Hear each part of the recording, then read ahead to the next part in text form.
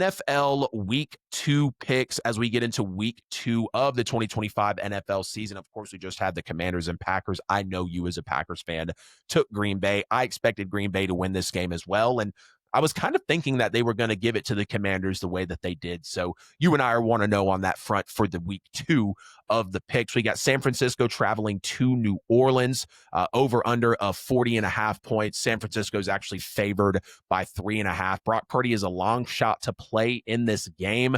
George Kittle Brock Purdy banged up is as not well. playing in this game. He's missing the next 2 to 5 weeks. There you go, Brock Purdy. Breaking news here on NFL with AJL. He is not playing this game. He's missing the next 2 to 5 weeks. Who do you got winning this one? I'm sure you're going to say the Niners, because you apparently don't know if the New Orleans Saints are going to win a football game this year. I don't, especially not with Spencer Rattler throwing Chris Olave hospital balls every chance he gets. No, yeah. Death, taxes, and hospital balls to Chris Olave. I actually do think the Saints have a better chance to win this game now than they did entering the season, just because obviously no George Kittle, that does matter, no Brock Purdy, that does matter, and Christian McCaffrey is a bit banged up as well. But the Niners are still the better football team, so I will still pick the Niners to win. But hey, we're gonna get some McCorkle Jones playing time for the next 5 weeks, so you gotta love that. And Mac Jones, for all intents and purposes. Mac Jones is a poor man's Brock Purdy anyway, so who's to say the offense actually looks that much different? Right. I want to say the Niners. I'm going to say the Niners, but I wouldn't be surprised if the Saints win this game, just because, I mean, you're without George Kittle, you're without your quarterback. Christian McCaffrey may or may not play in this game. Right. And if he does play, he's going to have to take a heavy load, which, if he's dealing with a lingering injury, there's only Lord knows how long that'll last before he might get knocked out of there, unfortunately. It's going to require an elite defensive effort from the Niners to win this game, I think, not because the New Orleans offense is that great, but because the Niners are going to need as many possessions as possible on offense to win themselves this football game. But I do think the Niners can win. Yeah, I'm going to take the Niners to win too. I would love to pick my Saints in a game where the Niners are very banged up, but I believe when it comes down to coaching, when it comes down to depth with the Niners versus the Saints, I just think the Niners have the edge there. And overall, I just believe that the Niners are the better football team. We got Dallas traveling to New York. Dallas had favored by 5.5. A little bit of some question marks around Deron Bland, the corner for Dallas, and then Andrew Thomas is doubtful for the Giants as well. Who you got winning this one? I think the Cowboys are going to win this game. They have the better offense, which is really all that matters when you're playing the New York Giants, is which offense is better. CeeDee Lamb is not going to have a 4-drop performance against the New York Giants. In fact, I think he's going to make it a point to go off in this game, because he beat himself up heavy after that opening night loss against the Eagles on Thursday night last week. But yeah, I have the Cowboys winning this one in New York as well, get their first win of the season. I have the Cowboys winning this one too. It's funny that you say that, really all you got to do is just be the best version of yourself offensively with the Cowboys in order to win. If the Giants are able to turn that offense on some way, somehow, they get the quarterback decision right, which is going to be interesting to see how that just plays out over the year. But yeah, I've got Dallas being able to win this one. Miami at New England. Oddly enough, Miami is favored by 1.5. Don't even believe that. I don't know why, because they couldn't score more than 8 points against the Indianapolis Colts last week. Exactly. I do think the Patriots are going to win this game. I was a little bit surprised to see them lose to the Raiders, but then again, I think that's just because I probably underrated what the Raiders were capable of this season. Very impressed with what the Raiders did last year, but I do think, or last week, sorry, but I do think that the Patriots are going to be able to win this game, get their first win of the season. I'm taking I'm taking New England in this one too. Jalen Waddle's going to be limited. Darren Waller limited as well, and then Christian Gonzalez, kind of waiting to see what's going on with that hamstring, but I'll still take New England. I just have no faith in Miami. I can't even believe what's actually happening with that organization. Detroit traveling to Chicago. Detroit favored by about a touchdown, 6.5 here. This one's interesting because I don't think Chicago looked terrible on Monday against the Vikings. They just bared down. I think weren't able to put it together. Yeah, it was just a very Bears type of game. They just couldn't put it together when it mattered most. I do still think the Lions can win this game, though. I think they're the better team. And the Lions are going to need to bounce back from what was a disaster of a first week game against Green Bay on the road. They're the better team. They're going to have something to prove. So I definitely do think they're going to be able to get the win against Chicago. But I expect this game to be just as good and just as interesting as the Bears-Viking game was on Monday. I agree with you. I'm glad you said that. I think the 6.5 point spread is a little heavy for Detroit, considering how they looked against Green Bay and considering how Chicago looked against Minnesota. I will take the Lions to win this one, but if the Bears come out and upset, I think this is kind of like my sleeper game of the week here. Don't know why. I'm just feeling it as we're talking about it. Rams at Titans. Rams are favored by 5.5. Very odd, considering the team of the Titans. I think the Rams are going to win this game. They are the better team. I don't think it'll be particularly close, but I do think they'll get the win. Very impressed with what Cam Ward was able to do. You saw him get better over time in that game against the Broncos. And who would have thought that Cam Ward would have been the better quarterback on the field between him and Bo Nix? Bo Nix, I don't know what he was doing against Yeah, Tennessee in that game. Like right. the Broncos won that game in spite of how terribly Bo Nix played. And, Yeah. and and one can only hope that there will never be another game in Bo Nix's NFL career that is as bad as that one was against the Tennessee Titans. But Oh, yeah. I think the Rams are going to win this one, and I think they'll win it handily. I might add. I'll take the Rams to win this one as well. Baltimore at Cleveland. Baltimore favored by 11.5 points. Baltimore. I Biggest think favorite of the weekend. yeah, this is the lock of the week. I think the only time the Baltimore Ravens have lost to the Browns is when Baker Mayfield was on the team. And even then, it might have been like one time. So the Ravens are going to run away with this. Plus, they have a very bad taste in their mouth from literally. They should be 1-0, Yep. but yet another terrible collapse in the fourth quarter under John Harbaugh. I saw a stat that said that the Ravens under John Harbaugh have the most losses when up double digits in the fourth quarter since John Harbaugh has been a head coach. I believe they have 19 losses when they've been up by double digits in the fourth quarter. I'm not sure that includes regular season and playoffs, but that is not a good stat Jeez. for a team Horrible. that their entire fan base and a large chunk of the media and the viewing public view as the favorite to come out of the AFC. So they're going to have a lot to not necessarily a lot to prove, but they're going to have a bad taste in their mouth and a lot of frustration to take out. And unfortunately, they're going to take it out on the Browns. Yeah. Yeah. I got Baltimore winning this one too. It's going to be a big time throttling, I'm sure. Them AFC North, correct? That's where we're at. AFC North. Yep. Yeah, the AFC North, we know those games can get a little interesting. We just saw it with Cleveland and Cincinnati, but the Cincinnati Bengals are the Cincinnati Bengals in week one of every single year, Joe Burrow included. Pittsburgh at Seattle. Pittsburgh favored by 2.5. Derek Harmon is out for the Steelers, and Jake Bobo is also out for Seattle as well. Don't know if Bobo will be as much as a effect as Derek Harmon not being able to play, but we got Pittsburgh favored by 2.5 in this one. This might be game of the week. Aaron Rodgers 4 touchdowns in MetLife last week. Yeah. And what I thought was the funniest thing about that is last week in Lambeau was the 15-year reunion celebration of when the Packers won the Super Bowl in 2011. Meanwhile, while head coach Mike McCarthy and a bunch of other players from that team are celebrating in Lambeau, Aaron Rodgers is over there in MetLife Stadium throwing 4 touchdowns and making the Jets look silly. I actually think the Steelers can win this game. Like, I don't know if Aaron Rodgers will look as well as he looked last week, but I certainly don't think if he doesn't, there'll be a precipitative drop-off. I think the Steelers, if there's one team I'm okay with being wrong about this season, it is the Pittsburgh Steelers because I am a Mike Tomlin guy. And in my heart of hearts, I have no problem admitting that the reason why I am a Packers fan is because of Aaron Rodgers. So seeing him go out there and do what he did last week was great. Who would have thought the Steelers could start the season 2-0? Right. Yeah, I'm going to take Pittsburgh to be able to win this game as well. I just think they're the better team than Seattle, and especially with the way that Aaron Rodgers looked in the first week, albeit it was the Jets, it was week one, but we still got to give it credit where credit is due. Carolina at Arizona, the battle of the shortest quarterbacks in NFL history. Arizona's favored by 6.5. I like Arizona in this one, but I think this one could be a sneaky good game. I like a little bit of what I saw from Carolina, not a whole lot. I mean, they didn't look great. And again, the delay of the game between them and the Jaguars certainly didn't help them. It seemed like it helped the Jaguars because they came out of that and just kept on rolling. But I think the Cardinals are going to win this game. I think it'll be a little bit before we see the Panthers win a game, but I think the Panthers will look better in their losses this year than they looked last year in their losses, but I still have the Cardinals winning this game. Yeah.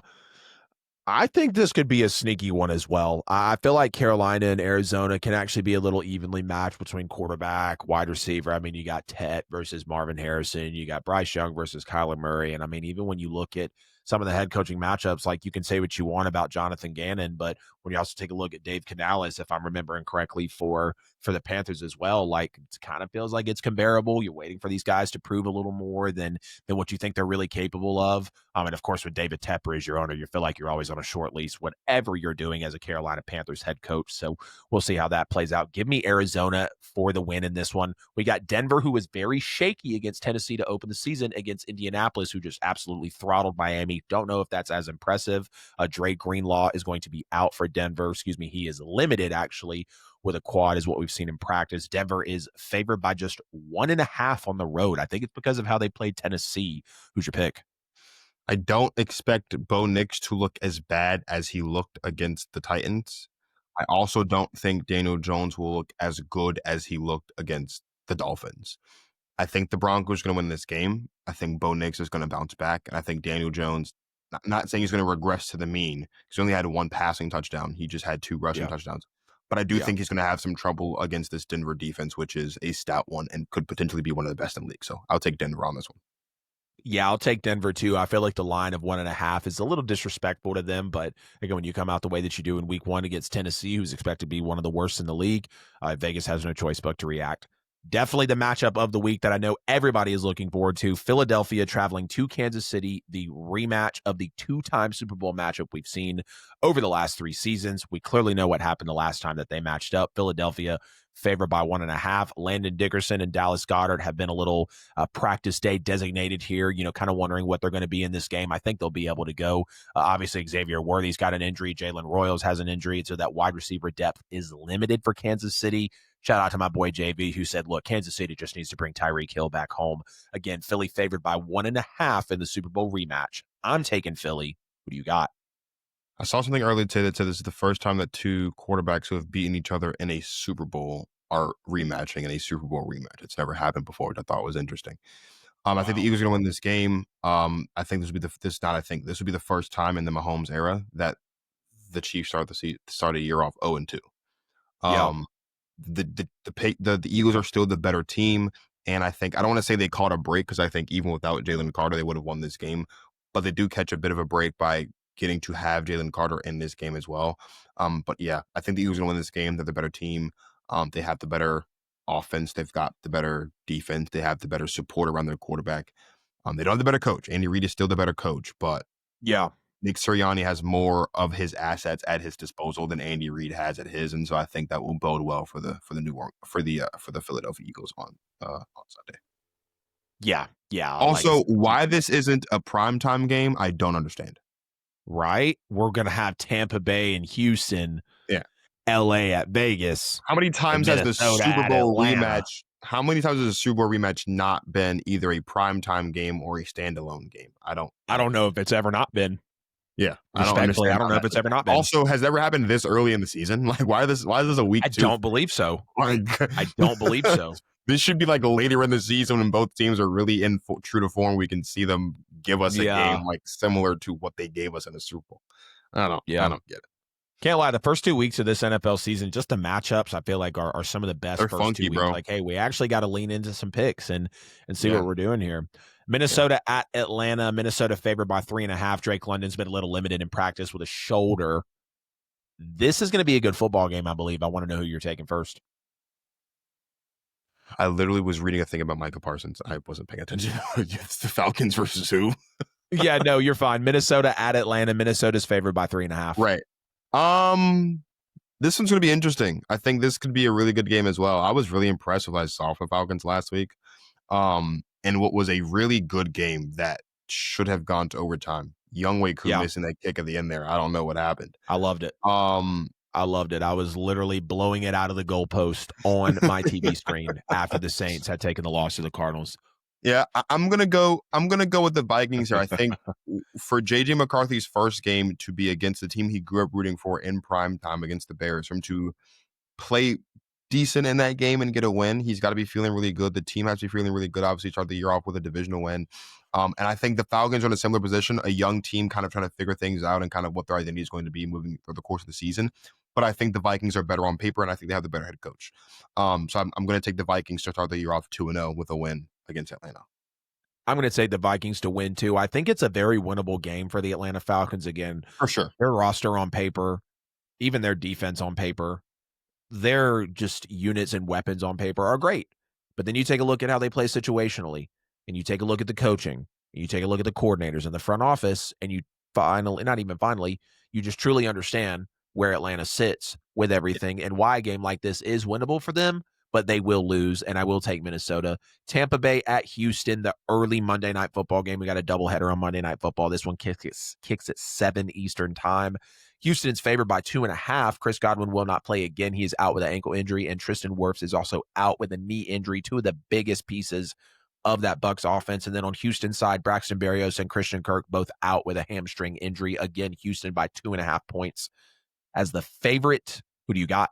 I don't know how Houston can be favored in this game given how terrible they looked in LA last week. I'm taking the Bucs to win this game. Emeka Egbuka, 2 touchdowns last week, looked really, really good. In fact, I'm adding him to the anytime touchdown parlay for the weekend. And I'm taking Bucky Irving off because I think Bucky Irving, maybe I'll keep him on. I don't know. But the Bucs, even though they're missing Tristan Wirfs and Christian Godwin, Chris Godwin, excuse me, they looked better. Granted, they did almost lose that game to the Falcons potentially. But they look better. I don't know what's happening with Houston. I think they'll get better once the season progresses, especially once, the wide receiver core is fully healthy. Christian Kirk, Tank Dell, Nico Collins, all three of them are at, available healthy at the same time. Until then, they're going to have to figure something out. Maybe need to lean on Nick Chubb a little bit more. I don't know. But until then, I'm going to say the Buccaneers are going to get this one and go to 2-0. I got to take Houston with the win. They're at home. They need to have a bounce back. They just played a really smash mouth team in the Rams that I don't know if the Bucs are actually going to be able to kind of replicate and give them issues with. And I just think the fact that, again, no Chris Godwin, no Tristan Wirfs, both officially out in this game, I just think that's going to really affect things here for Houston. I think we'll really be able to see some Will Anderson getting at it, and obviously Nick Chubb getting more of a workload as well. Final game here on the slate, the late Monday Night Football game. It will kick at 10 p.m. Eastern time. We have the Chargers traveling to the Raiders. The Chargers are favored by 3.5. I think this could be a good game as well. We literally picked every game on the slate for week 2 of the NFL. Who you got? First of all, the Monday night doubleheaders have to stop. They have to. They absolutely have to stop. Because number one, the 10 o'clock game is going to start before the first game is even over. And you're crazy if you think I'm going to be up until 1 o'clock in the morning watching a football game. You're nuts. And you're then you want me to make content on it too? Yeah, and then you want me to get up to the next morning and go to the gym? Yeah, you've lost your mind. I got to go work and teach kids and all that. No, it's not happening. The Chargers, though, this would be my lock of the week. I think the Chargers are going to win this game. They have to feel really, really good coming home from Brazil and getting one over the Chiefs. It is their second win over the Chiefs since Justin Herbert has been the quarterback. They are now 7-2 against the Chiefs. Has to feel really good, especially because it was kind of like never a doubt that they were going to win that game. Like they were in control of that game from start to finish, pretty much. The Raiders, again, impressive win last week against the Patriots. I was thoroughly impressed by Geno Smith. Obviously, always impressed by Brock Bowers. And I think this game could be interesting. But when it's all said and done, I do think that the Chargers are going to get the win and move to 2-0. And I think we'd have to have some interesting conversations about the outlook and the future of the AFC West, because the Chargers with a win would have 2 wins in the division already, while also handing out 2 divisional losses to a team in the Chiefs who we expect to be competitive in the division, obviously, to the Chiefs, and a team in the Raiders who, if they win enough games, especially within the division, they could make some noise. So to start the season off 2-0 with 2 divisional wins would do wonders for their confidence and do wonders for just their outlook on the season overall. So I definitely think the Chargers are going to win this game. Yeah, I've got the Chargers winning too. I think the Raiders can definitely turn around and make this game competitive. And we see how they played against New England. I had them one of my sleeper teams coming in. But I think with the way the Chargers looked against the Chiefs and then just them being fired up, like Justin Herbert immediately putting himself into that MVP conversation. I don't see how the Chargers could let this one slip away. You guys get in the comments. Let us know what you think of these NFL Week 2. Hey, it's AJL here. Appreciate you sticking to the end of the video here on YouTube. You could have chose any other show, but you chose my video, and for that, I'm very grateful. If you haven't already, please make sure to like and subscribe to the channel. Follow me on social media. Hit the bell on the channel so you never miss a post. Check me out on all social media platforms. Right here, you'll find a chance to subscribe to the show, a related video, and a playlist. See you guys in the next one.